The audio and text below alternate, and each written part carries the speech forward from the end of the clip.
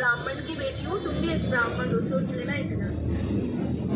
जब खून गर्म हो जाता है ना तो दिमाग भी काम नहीं करता है। हाँ तो भाई साहेब अब सौम्या पोखरेल के रोवल धोवल शुरू हो गई। काहे जाने तुम्हारा न खेसारी लाल अब एकरा के काम दिहल बंद कर दिलस। ए सौम्या पोखरेल, अरे खेसारी लाल तुम्हारा किस्मत चमकाया था ना। अगर खेसारी लाल करियर बनाना जानता है तो वो करियर ख़त्म करना भी जानता है। और रहा बात गोली के, तो अगर सौम्या पोखरेल के गोली कौन मारेगा यार? हाँ, ऐसा लोग के गोली कौन मारना चाहेगा?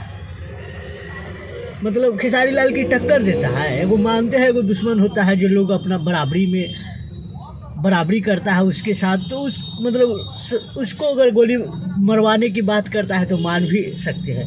लेकिन इस सौम्या पोखरेल को कौन गोली मरवाएगा, वो भी खेसारी लाल की टीम। क्यों बहन जो तुम लोग चुतिया बनाते रहते हो यूट्यूब पे?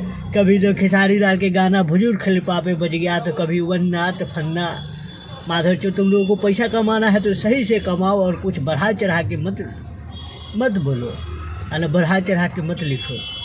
खैर बात मुद्दा की करते हैं। सौम्या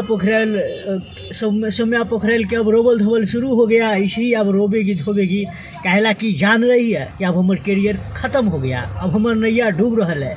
कहला कि खेसारी लाल के पास उतना हिम्मत है कि अगर वो किसी को ऊपर चढ़ा सकता है तो ऊपर से गिरा भी सकता है।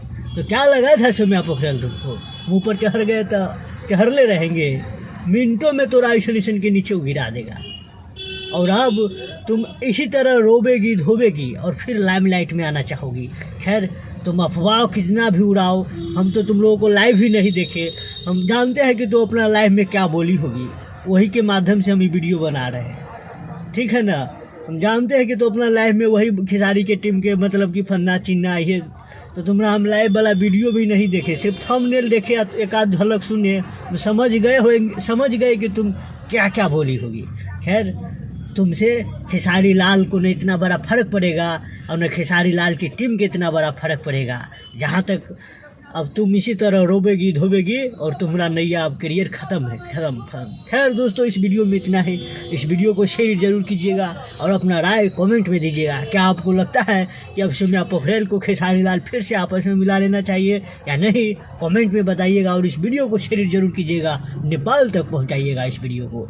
वैसे भी हम छोड़िए, ज़्यादा नहीं बोलेंगे विवादित, क्योंकि अभी इसे भी विवाद छिड़ा हुआ है। इस वीडियो में इतना है।